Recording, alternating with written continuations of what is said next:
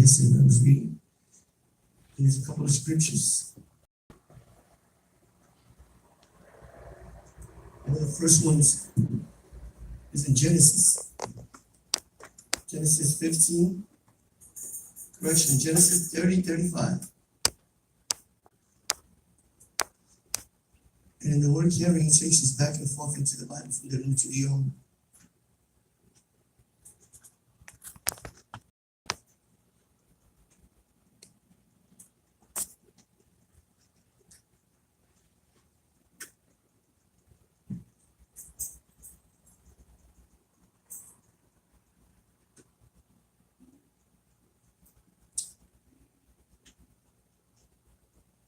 Let's start reading from, well, this is the time that, what was that? Jacob. This is when Jacob moved with his stepfather. And he was taking care of his flocks. He was taking care of his flocks. And in the process of him taking care of his father-in-law's flock, the father-in-law was blessed greatly through Jacob. So Jacob asked him, or he asked Jacob was going to leave back to where he came from. So he asked Jacob, what can he give him, or what his wages were for him to stay with him. So Jacob simply asked him to give him a portion of the flock that he was raising for him. And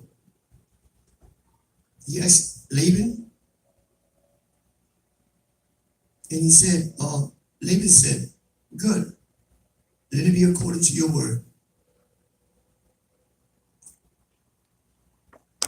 And this is what it is. He said, so he said, what should I give you? And Jacob said, you shall not give me anything.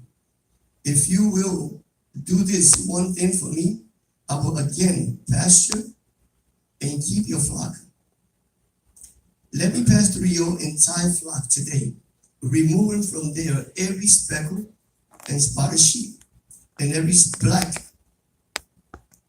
black one among the lambs, and the spotted and speckled among the goats. And such shall be my wages. So my honesty will be answered for me later.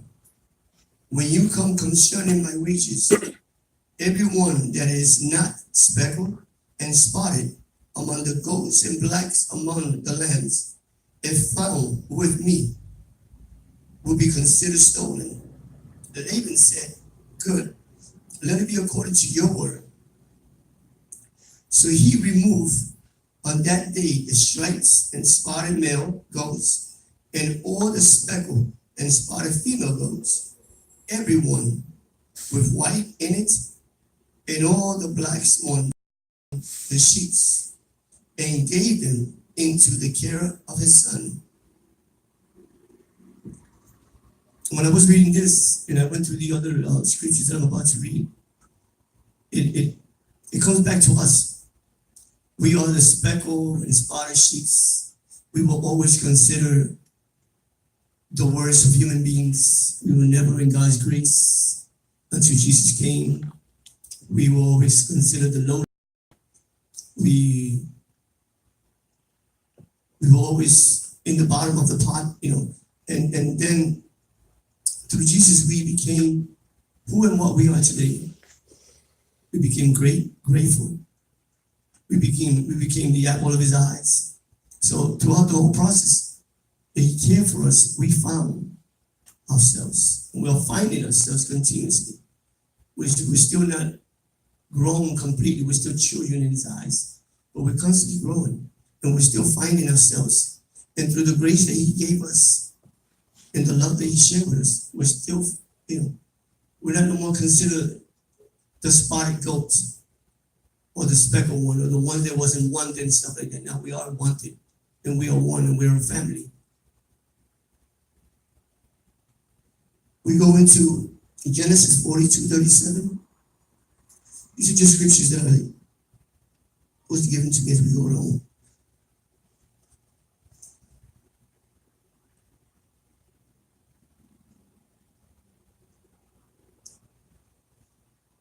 42:37.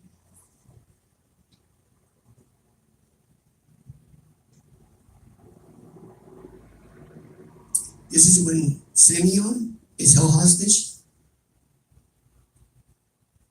I'm going to start at 34. And this is when they went to Canaan, that the land was dry and they didn't have there was hardly nothing in their land. The land was just dry, everything went dry. They couldn't grow nothing. And they went, I believe it was into Egypt, with one of their brothers who they thought was dead. And they went to buy grains from the king. And this is what it said. When they came to their father Jacob in the land of Canaan, they told him all that had happened to them, saying, the men, the Lord of the land, spoke harshly with us and took us for spies of the country. But we said to him, we are honest men, we are not spies. We are 12 brothers, sons of one father. One is no longer alive, and the youngest is with our father today in the land of Canaan. The men, the Lord of the land, said to us, by this I will know that you are honest men. Leave one of your brothers with me and take grain for the famine of your household and go. But bring your youngest brother to me, that I may know that you are not spies, but honest men. I will give your brother to you, and you may trade in the land. Now came about as they were emptying their sacks, and behold, every man's bundle of money was in the sack. And when they and their father saw their bundles of money, they were dismayed. Their father Jacob said to them, you have betrayed me of my children. Joseph is no longer one more, and Simon or Simeon is no more, and you would be taken Benjamin. All those things are against me. Then Reuben spoke to his father, saying, you may put 2 sons to death if I do not bring him back to you. Put him in my care, and I will return him to you. And then again, the word care. And he speaks to us, watching over each other as a flock. Just like he told his father that if he doesn't bring his youngest son back home, then he can kill, basically, 2 of his sons in return for the 2 that they lost.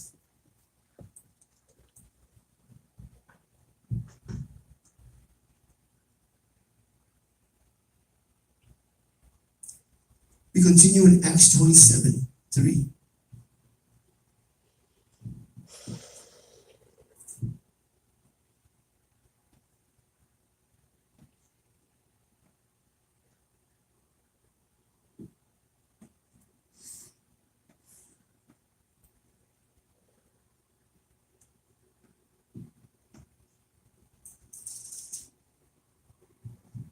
Acts 27, Paul is sent to Rome.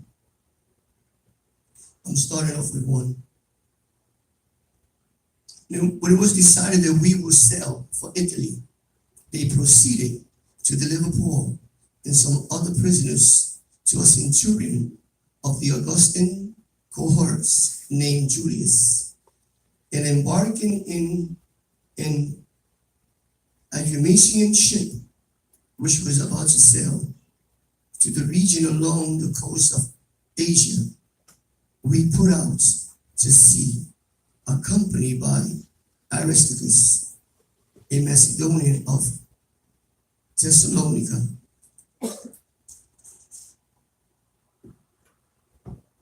The next day we put in at Sidon, and Julius treated Paul with consideration and allowed him to go to his friends and receive care.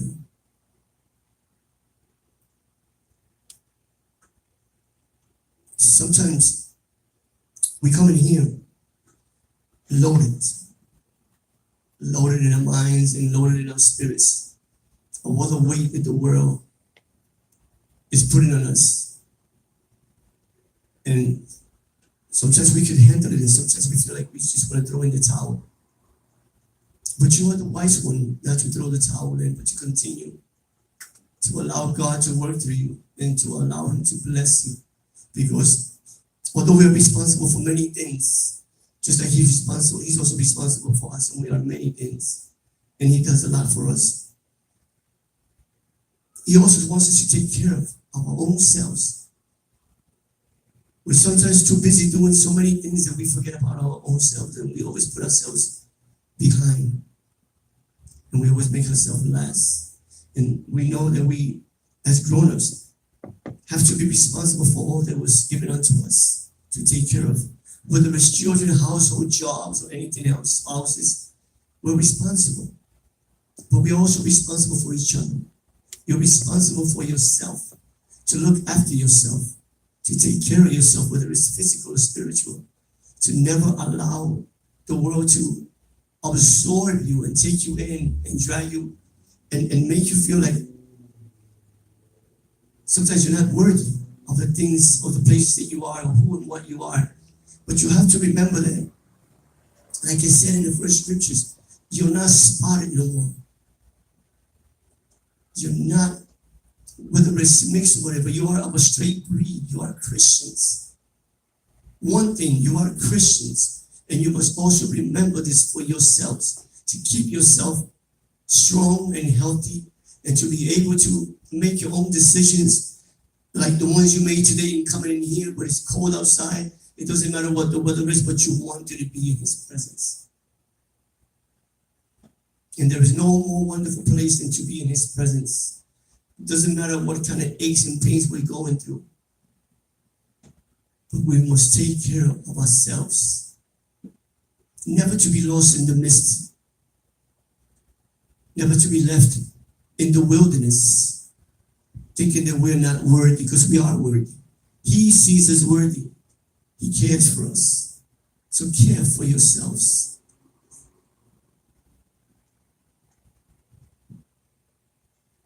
First Corinthians 12:25.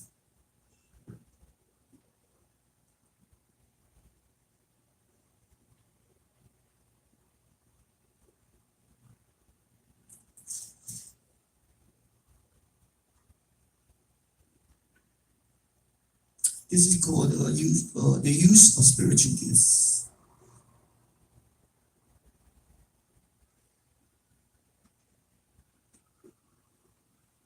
I will start in 18.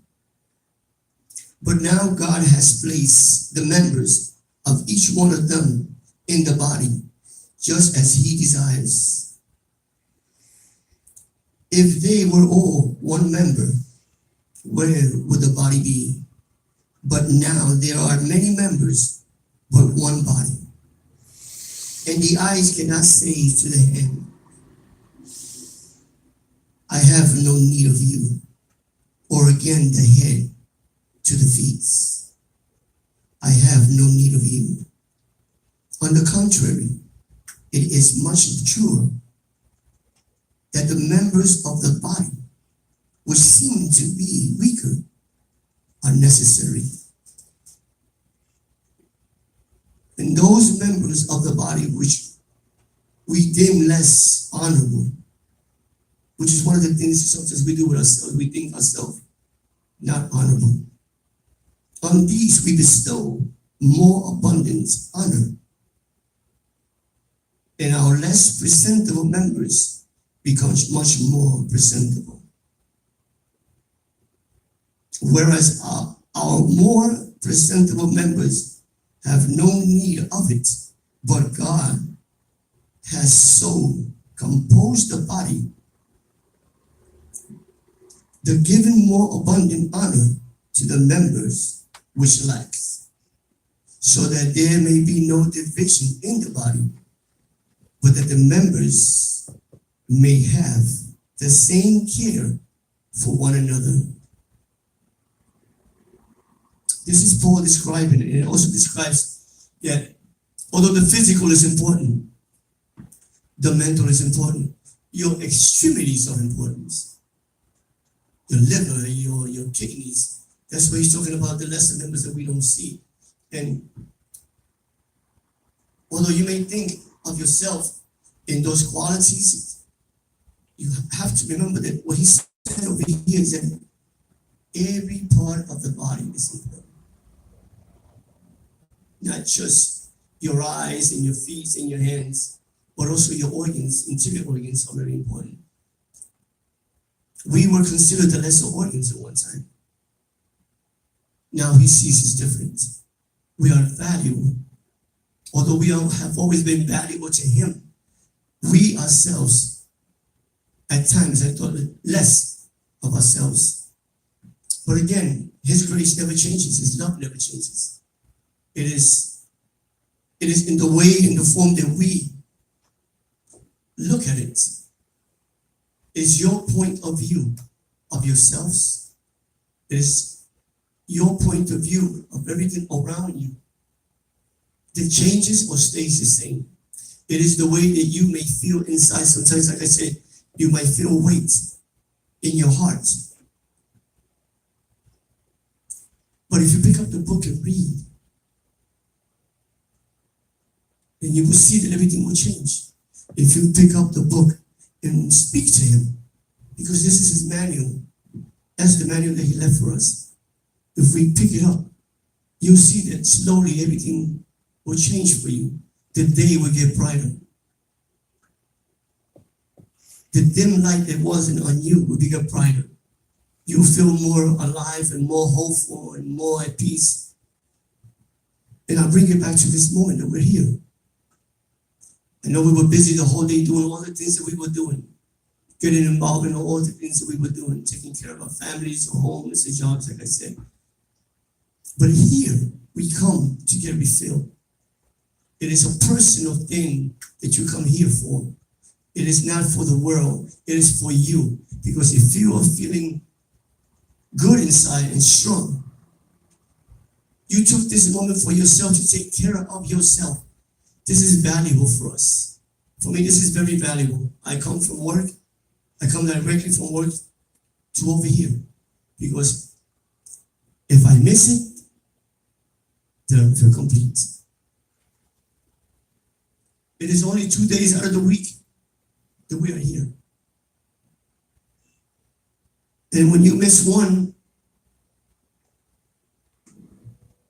it's always hard to make it up. It's like in business. For us in business, let's say for example, a supermarket, the strongest day of the week is Sunday. So they teach us that if you lose Sunday, you lose the week because you can never make that up. So if you lose yourself within those 2 days that you are with him, then the best thing to do is to sit down and read the word. But never to miss one of these 2 days. It will be beautiful when this church is full again like it used to be.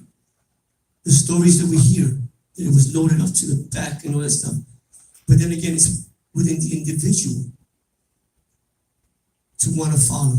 It's within the individual to have that hunger. The world is very dark today. And it's going to get more dimmer than what it is. And we as members of this church, we're beginning to get stronger because Wednesday is getting stronger. And the more people that we attach and we bring in, the stronger it will get, the stronger we will be. We, the elders of this church, we've been working together. And whatever you need, if you need anything, whatever you need, just ask us. There is 5 of us. Whether it's prayer, whether it's anything else, conversation, whether it's anything that you need, we're trying to keep this place alive. And we're working with each other. And that's what we constantly remind you that we need your help. You are very important to this body. You're not just a limb sitting there. You're very important. Each of you is very important to this church, especially the people that come on Wednesday, because your prayers are double. It's Sunday and Wednesday. So you pray for those that are not here.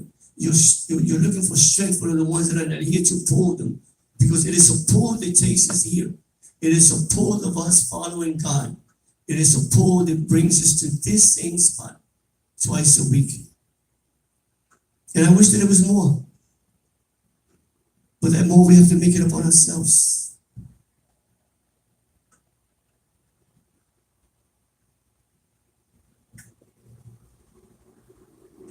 We're going back to the Old Testament, Deuteronomy 32:10.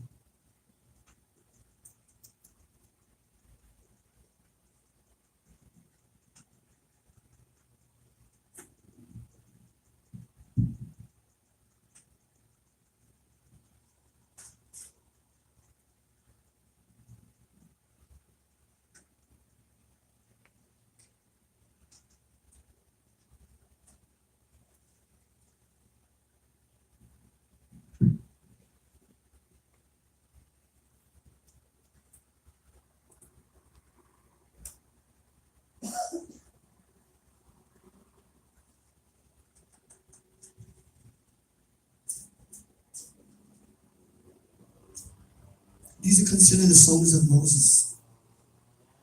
I'm going to start at number 7. Remember the days of old. Consider the years of all generations. Ask your father, and he will inform you. Your elders, and they will tell you.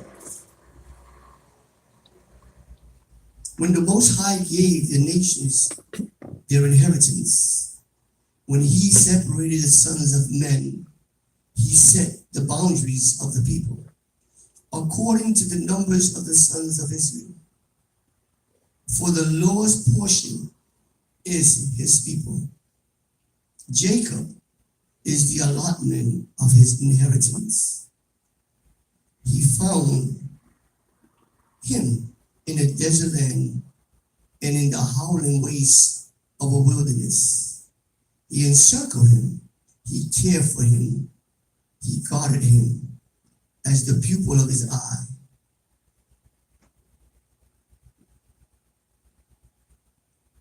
So you see, like I was saying before, we are considered to be wonderfully made. We're not perfect, but in his eyes we are. Each and every one of you. He cares for you. He loves you. There is no greater love than the one that he shares with you. There is nothing that he holds back from you. Sometimes there is something called tough love. But if it's not ministered to us, then we will never have a stop button. And we must all have a stop button, because if not, we become destructive. In the looking and in the chasing, we have the tendency of losing ourselves, of abandoning ourselves, to the point where we could become homeless, whether it's spiritual or mental. And once you are in the wilderness, like he said that he found Jacob, it is harder for him to build you back in than when you are sitting here now and he's ministering to you. So it is twice as hard when you're here and then you leave. And then you try to come back. We want to believe that he forgives us and he accepts us back. But then again, there's parts that says that once you leave, it is very hard and very slim to come back. So for us as teachers, is to teach you that no matter what, persevere. No matter what, keep your foot down and continue pushing forward. Doesn't matter how hard it gets. You're not alone. Always remember that. We are not alone. And there are times that we believe that and we convince ourselves of that. And there are times that we say, what is the use of continuing? I mean, what is the value of it? And it has a great value in the eyes of God. We are the apple of his eyes. If he wanted robots, he would have made us robots, but he didn't. He gave us a free will. The other day I was in a conversation, I was telling Tally at work, and it was between an atheist and two young Christians, where they thought, that they could convince this guy to change. But the conversation got very hard, and although I wanted to say something told me to shut up. So they said, don't get involved in this. And I wanted to say something because I listened to the conversation, and I just gave him, do not say a word. And it ended up not good, because at the end, the atheist was convincing them of the wrong, why his God does what he does, why he punishes men like he does. So he was convincing them, and I'm saying, wow, this is something just to watch.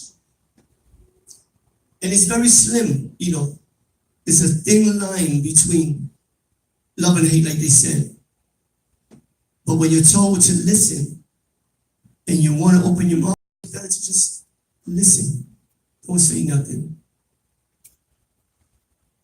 Because this man, he was convinced that he was an atheist. And the thing that he was bringing up was very hard. I got a couple of more scriptures. Psalms 142:4.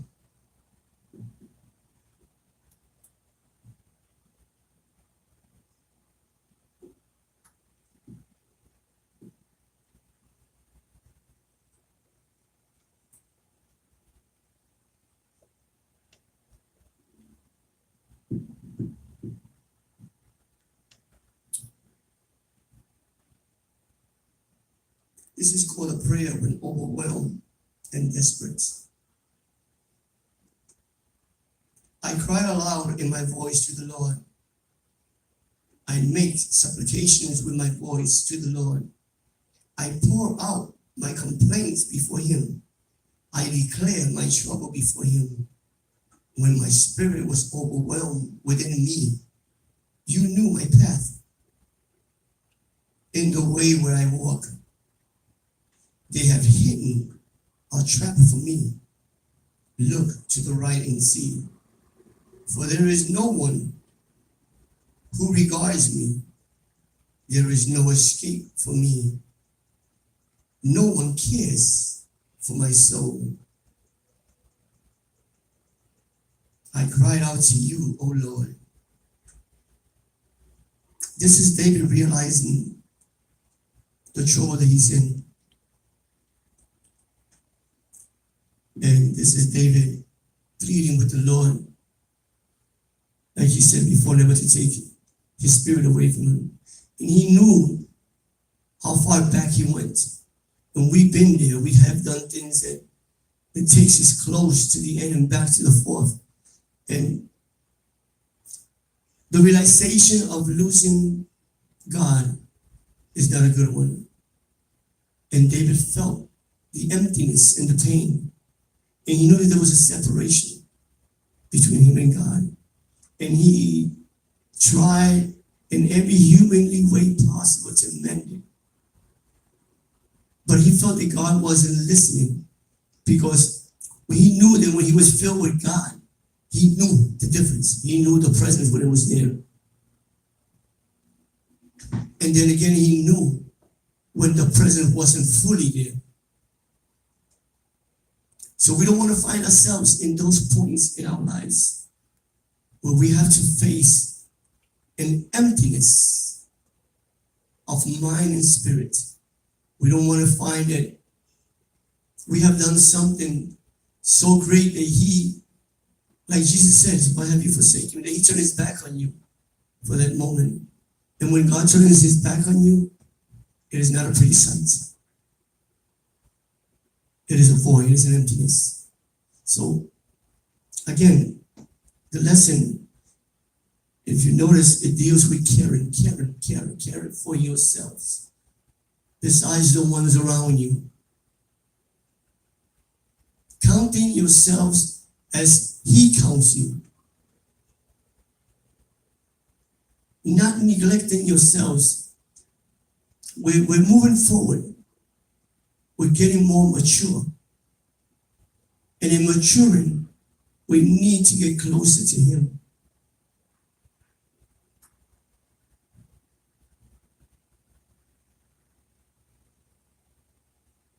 Ezekiel 34:12.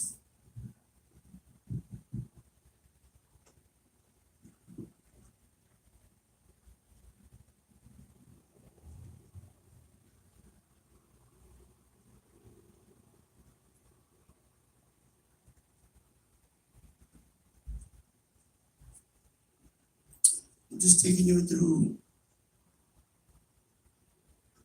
some scriptures.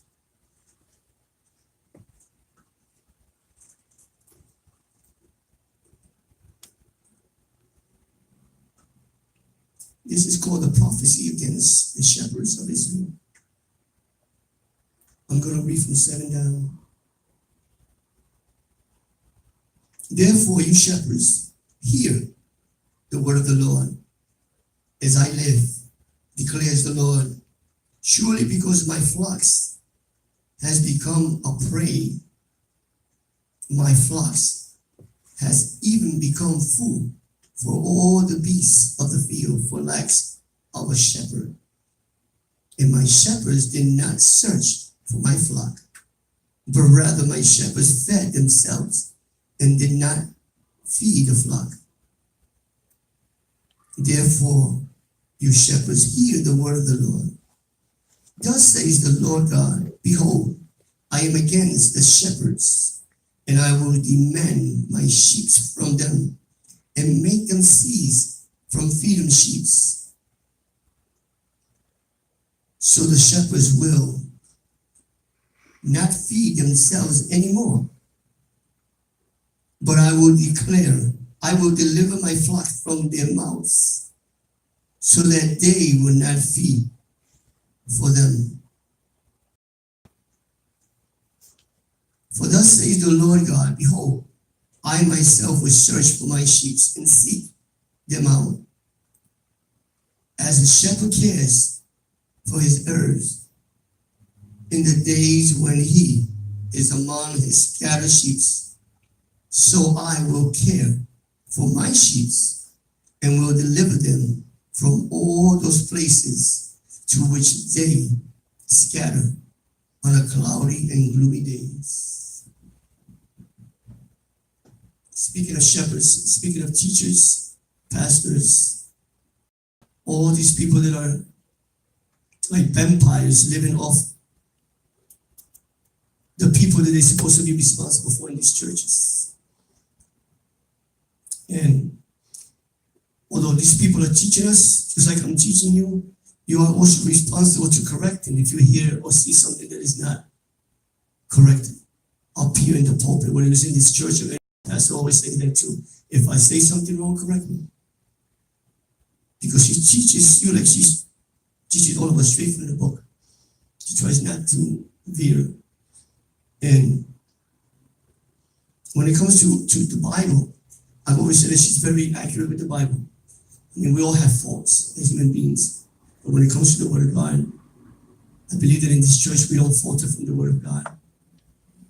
As far as one of us or whatever, feeling like, something was done against us or whatever, with the physical or whatever, it's happened, but this is what's important. And that's why God said that if these shepherds are not feeding his sheep the right way, if the word is not coming through, if the word is not becoming food to them, if they're just allowing people to come through those doors and just let them sit and not feeding them the right way like they're supposed to, then God is not very pleased with it. And there are a lot of churches, like I said, this world is very dark. And it starts in church. Because the light is supposed to be shining in the church. But you got people that take church and make a business out of it. driving planes and jets and Cadillacs and whatever, not realizing that at the end of all this, you have to face the master. You have to face the maker.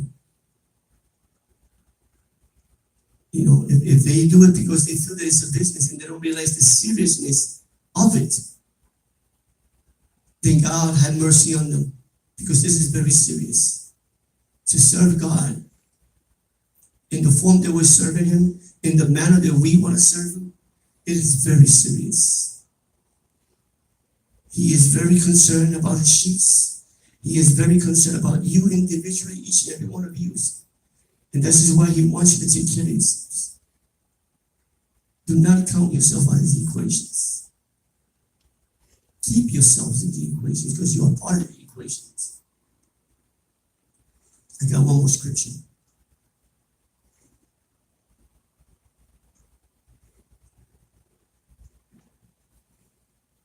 Luke 10:34.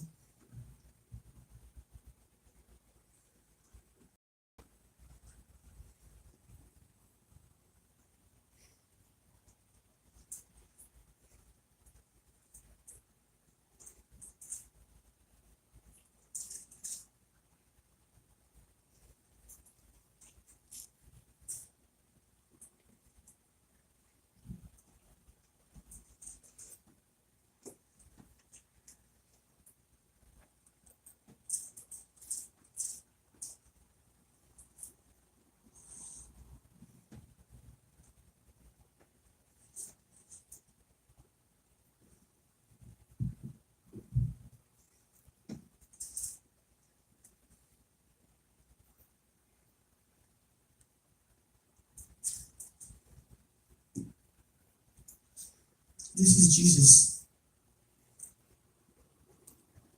This is the parable of the Samaritans.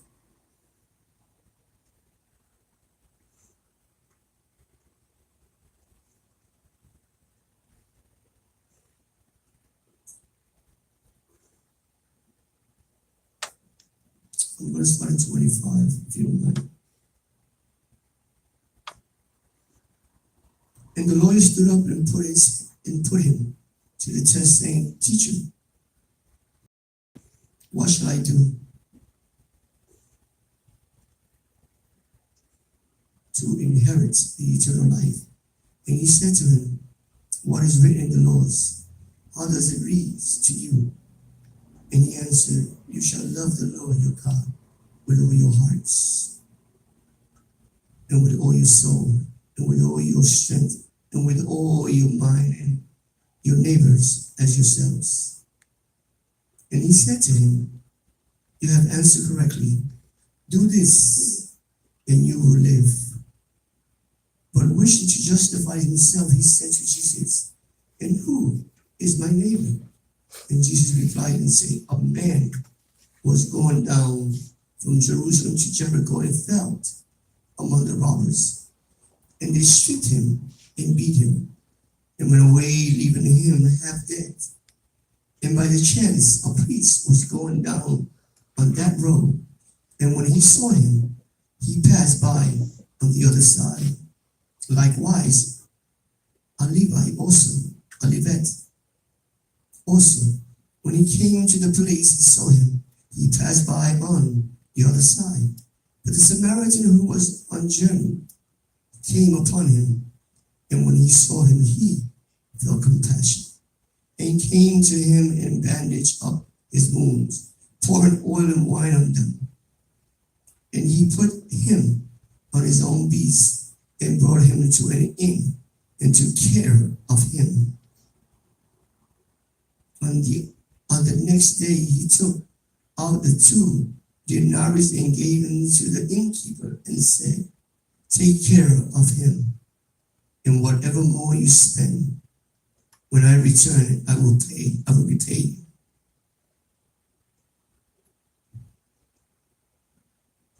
We were once considered Samaritans. Just like I said from the beginning, we were the spotted goats. We were the unwanted, the unworthy, the ones that were never going to be saved. But a man came and changed that around. He died for you. He gave his physical life for you.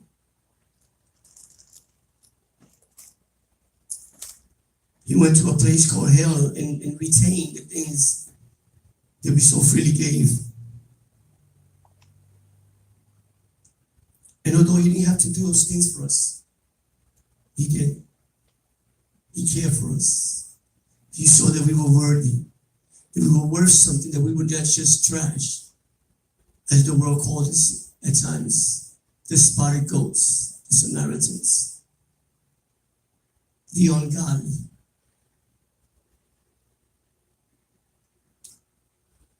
We were compared to many things in the Bible. In the days of old, a donkey. If he spoke to a donkey, then he can speak to me.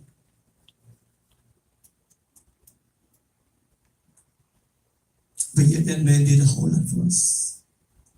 That today's day where you're sitting there, you feel worthy, and you feel that you count, that you are important, that you mean something to him. Otherwise, he wouldn't have done what he did. For us to take ourselves out of the equations is to say that what he did is not valid. Yes, we are responsible, like I said before, for many things, but we are also responsible for ourselves. Whether it's physical, spiritual, or anything. He just wants you to know that he's always there. He just wants you to know that he loves you. And it doesn't matter what you're going through, what aches and pains, discomfort, what anguish, who cursed you out, who put you down, who said this, who said, it doesn't matter. You are important to him. You are valuable. You are a valuable asset. You are a valuable part of the body. You are the body. And that's what he considers you. It may sound selfish to say that to love yourself is selfish, but if you do it in the way that he wants you to do it, it's not selfish because he wants you to have it all. He wants you to recognize yourself and put yourself on a pedestal. Not as half of these shepherds are doing, or half of these pastors and teachers are doing, or people of the world. But if you are fighting the good fight, if you're fighting the war, the godly war, if you're soldiers in his army, he wants you to take care of yourselves. Do your duties like you're supposed to. Serve like you're supposed to. And take care of yourselves. This is the word of God. Amen.